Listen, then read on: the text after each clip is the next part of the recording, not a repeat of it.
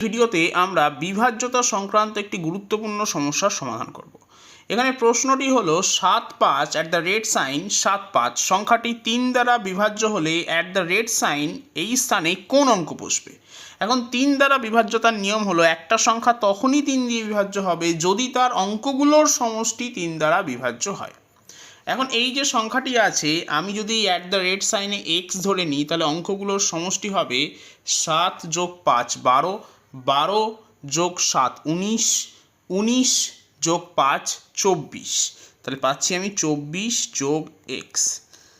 24 + xকে যদি 3 দিয়ে বিভাজ্য হতে হয় তাহলে x এর পসিবল মান হবে x 0 হতে পারে, সেক্ষেত্রে আমি 24ই পাবো। 24 3 দিয়ে বিভাজ্য।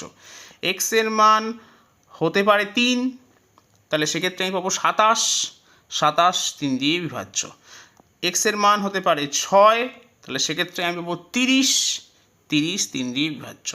x এর মান হতে পারে 9, তাহলে সেক্ষেত্রে আমি পাবো 33, 33 3 দিয়ে বিভাজ্য।